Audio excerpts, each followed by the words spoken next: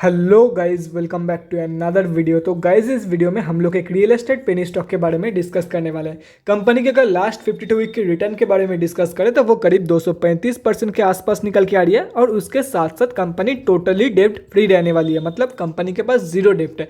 Company profitable भी है and इस कंपनी में 72% जो हिस्सा है वो प्रोमोटर्स का है और हम अब जैसे छोटे मोटे रिटेलर्स की जो पैसा है वो सिर्फ और सिर्फ 25% लगा हुआ है। तो गाइस, इस वीडियो में हम लोग बेसिकली 3 पॉइंट कवर करेंगे। First point is fundamental analysis. यहाँ पे हम लोग देखेंगे कि कंपनी कौन सी है एंड कंपनी फंडामेंटली कैसी है for short term trade and long term investment purpose. Second point is volume analysis. Volume को एनालाइज करके हम लोग फ्यूचर ट्रेंड के बारे में अंदाज़ा लगाने की कोशिश करेंगे। And the third point is technical analysis. यहाँ पे हम लोग डिस्कस करेंगे डिफरेंट टेक्निकल्स के बारे में, मतलब कहाँ पे आप लोग बाई करके चल सकते हो एंड क्या आप लोग की टारगेट रहने वाली है फॉर स्विंग ट्रेडिंग। तो गाइस, बिना टाइम वेस्ट किए पहली पॉइंट की तरफ बढ़ते हैं और देखते हैं कि कंपनी कौन सी है एंड कंपनी फंडामेंटली कैसी है।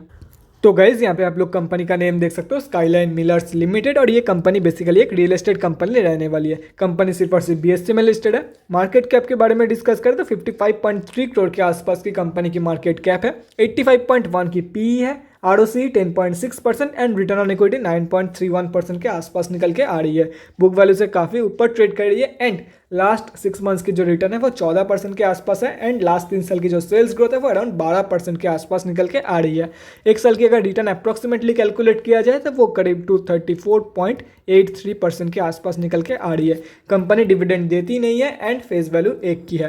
प्रोज एंड कॉन्स के बारे में डिस्कस करें, प्रोज में एक ही पॉइंट है कि कंपनी ऑलमोस्ट डेब्ट फ्री है। और गाइस, कंपनी ऑलमोस्ट नहीं, कंपनी टोटली डेब्ट फ्री है। मैं आप लोग को चेक करा दूंगा बैलेंस शीट पे। कॉन्स में डिस्कस करें तो कंपनी प्रॉफिटेबल है लेकिन डिविडेंड नहीं देती है। उसके साथ साथ कंपनी का अगर लास्ट 5 ईयर्स की सेल्स ग्रोथ देखा जाए तो वो नेगेटिव में है एंड लास्ट 3 साल की जो रिटर्न ऑन इक्विटी है वो भी काफ़ी कम है। उसके बाद क्वार्टरली रिजल्ट के बारे में डिस्कस करें तो गाइस, यहाँ पे देख सकते हो लास्ट 3 क्वार्टर से जून, सितंबर एंड दिसंबर की क्वार्टर में कंपनी ने जीरो सेल्स दिखाई है, यहाँ पे देख सकते हो। और अगर प्रॉफिट के बारे में डिस्कस करें तो सिर्फ और सिर्फ सितंबर के क्वार्टर को छोड़ के जून एंड दिसंबर क्वार्टर में दोनों क्वार्टर में कंपनी ने लॉस दिया है। लेकिन अगर ओवरऑल देखा जाए तो करंट TTM में कंपनी प्रॉफिट दे रही है। यहाँ पे आप लोग देख सकते हो 65 लाख के आसपास की कंपनी प्रॉफिट दे रही है। उसके बाद रही बात बैलेंस शीट की तो गाइस, यहाँ पे देख सकते हो कंपनी टोटली डेब्ट फ्री रहने वाली है और कंपनी का जो रिजर्व है वो 24 करोड़ के आसपास की पॉजिटिव रिजर्व है कंपनी के पास। उसके बाद कैश फ्लोज के बारे में डिस्कस करें तो कंपनी के पास 3.79 करोड़ की पॉजिटिव कैश फ्लो मौजूद थी। अभी उसके बाद का कोई भी अपडेट यहाँ पे अवेलेबल नहीं है, तो कुछ कह नहीं सकते कि अभी की क्या सिचुएशन है कंपनी की रिगार्डिंग द कैश फ्लोज। और अगर अभी डिस्कस करते हैं शेयर होल्डिंग पैटर्न के बारे में, तो गाइज यहाँ पे आप लोग देख सकते हो अगर शेयर होल्डिंग पैटर्न 3 साल की कंपैरिजन में देखा जाए तो प्रोमोटर्स की जो होल्डिंग है वो 0.01% कम हुई है एंड पब्लिक की जो होल्डिंग है वो 0.01% इंक्रीज हुई है। अगर प्रोमोटर्स में देखा जाए तो कौन कौन है यहाँ पे आप लोग देख सकते हो। प्रोमोटर्स में बहुत ही लंबी लिस्ट है। अभी पब्लिक में भी दिखाई था, 2 बड़े रिटेलर का पैसा लगा हुआ है। अगर ये दोनों ही कैलकुलेट करते हो तो हम अब जैसे छोटे मोटे रिटेलर की जो होल्डिंग है वो अराउंड 25.08% के आसपास निकल के आ रही है। तो गाइस, अभी कंक्लूजन पे आते हैं कि कंपनी एक्चुअली कैसी है for short term trade and long term investment purpose. देखो गाइस, ना ही मैं शॉर्ट टर्म के लिए रिकमेंड करने वाला हूँ ना ही लॉन्ग टर्म। उसके पीछे का रीज़न जान लो। शॉर्ट टर्म के लिए मैं क्यों नहीं रिकमेंड करने वाला हूँ, उसके पीछे का रीज़न है ये लास्ट 6 मंथ्स की रिटर्न अराउंड 14.1%, जो कि काफ़ी कम है। इतना रिटर्न के लिए तो मैं कोई ब्लू चिप कंपनी में पैसा लगाऊंगा जिसमें रिस्क भी नहीं आऊँ।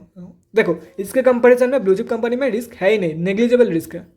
इस कंपनी में जितना ज़्यादा रिस्क है इसके कंपैरिजन में ब्लू चिप कंपनी में ना के बराबर रिस्क है। इसलिए बोल रहा हूँ, अगर इतना ही रिटर्न के लिए मुझे पैसा लगाना है तो मैं कोई ब्लू चिप कंपनी में पैसा लगाऊंगा, इससे ज़्यादा रिटर्न मुझे मिल जाएगा उस कंपनी से लास्ट 6 मंथ्स में। और रही बात लॉन्ग टर्म की तो देखो गाइस, लास्ट 3 क्वार्टर से कंपनी की जो सेल्स है वो जीरो है। कंपनी की कोई सर्टेनिटी नहीं है। हाँ, ये मैं मान रहा हूँ प्रोमोटर्स की होल्डिंग काफ़ी सही है, बैलेंस शीट की हेल्थ भी काफ़ी सही है, लेकिन कोई सर्टेनिटी नहीं है कंपनी में कि कंपनी आगे चल के भी प्रॉफिटेबल रहेगी या नहीं उसके रिगार्डिंग, क्योंकि कंपनी की सेल्स जीरो हो चुकी है। अब हो सकता है कि आगे भी जीरो ही सेल्स रहे कंपनी में। इसलिए अकॉर्डिंग टू मी ये कंपनी बेकार में लॉन्ग टर्म के लिए कंपनी सही नहीं है। और बाकी अगर आप लोगों की भरोसा है कंपनी के ऊपर कि हाँ ये कंपनी फ्यूचर में मुझे मल्टीप्लाई का रिटर्न देके जा सकती है, फिर से कंपनी में अच्छा खासा सेल्स होगी, फिर से कंपनी बहुत ही सही प्रॉफिट बना के देके जा सकती है, तो आप लोग डेफिनेटली जा सकते हो। लेकिन जो करंट फंडामेंटल सिचुएशन है कंपनी की उसके अकॉर्डिंग मैं आप लोग को बिल्कुल भी नहीं रिकमेंड करने वाला हूँ। अगर कंपनी के ऊपर भरोसा है then you can go for it, otherwise no. तो गाइज, ये तो हो गया हमारा फर्स्ट पॉइंट। अभी हम लोग बढ़ते हैं हमारे सेकंड पॉइंट की तरफ और देखते हैं कि फ्राइडे के दिन कंपनी में क्या हुआ था बेसिकली।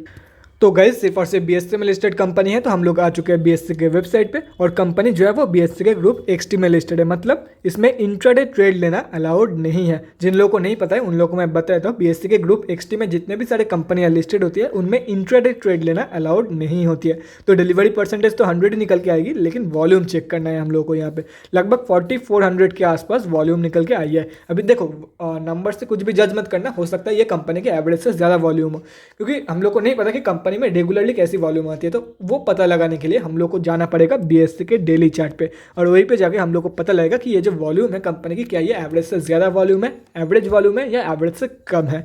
तो गाइज बिना टाइम वेस्ट के बीएससी के डेली चार्ट की तरफ बढ़ते हैं और देखते हैं कि वॉल्यूम का क्या सीन है। और उसके साथ साथ हम लोग ये भी चेक करेंगे कि कहाँ पे आप लोग बाई करके चल सकते हो एंड क्या आप लोग की स्विंग ट्रेडिंग के टारगेट्स निकल के आ रही है कंपनी में। तो गाइज यहाँ पे हम लोग बीएससी के डेली चार्ट पे आ चुके हैं। अगर पहले वॉल्यूम चेक करें तो उसके पहले फ्राइडे की परफॉर्मेंस दिखाया था कंपनी की। फ्राइडे कंपनी 1.48% अप थी, 14 रुपये के आसपास ये कंपनी अभी ट्रेड कर रही है। तो देखो गाइज, और एक बार वॉल्यूम चेक करें तो देखो, अगर वॉल्यूम देखा जाए तो एवरेज से काफ़ी कम वॉल्यूम निकल के आई है। एवरेज वॉल्यूम का जो लाइन है ये येलो लाइन है, ये 20 डे की ईएम है एक्चुअली, मतलब एक्सपोनेंशियल मूविंग एवरेज, या तो फिर एवरेज वॉल्यूम की भी लाइन इसको आप लोग बोल सकते हो। तो एवरेज से काफ़ी कम वॉल्यूम निकल के आई है फ्राइडे के दिन। अभी करना क्या है वो सिंपली मैं आप लोग को समझाया था। ये जो आप लोग को रेंज दिख रहा है बिटवीन अराउंड 13.6, मैं एक बार एक्सपेंड कर देता हूँ चार्ट को ताकि और भी अच्छे से समझ में आ जाए आप लोगों को। ये जो आप लोग को रेंज दिख रहा है 13.6 एंड 17.2 के बीच में, ये है आप लोग के लिए नो ट्रेडिंग जोन। इसके अंदर जब तक कंपनी रहेगी तब तक आप लोगों को ट्रेड नहीं लेना है। इसके बाहर जब कंपनी क्लोजिंग करेगी तब आप लोगों को ट्रेड लेना है। और कैसे ट्रेड लेना है वो मैं समझाता हूँ। देखो कंपनी अभी इसके अंदर कंसोलिडेट कर रही है, हो सकता है कंसोलिडेट करते करते कंपनी 17.05 के ऊपर क्लोजिंग कर दे। जब कंपनी 17.05 के ऊपर क्लोजिंग कर रही है तब आप लोगों को बाई करना है फॉर द टारगेट ऑफ 20.7, ऊपर है 24.05, almost 28 and last target is 32.45। और अगर मान लेते हैं कि कंपनी बाई चांस यहाँ से कंसोलिडेट करते करते स्लिप कर जाती है तो क्या करना है, 9.55 के लेवल से कंपनी जब बाउंस बैक देगी तब आप लोगों को बाई करना है for the target of 13.6, 17.05 and so on. और देखो ये तो हो गया बिगिनर के लिए क्या था।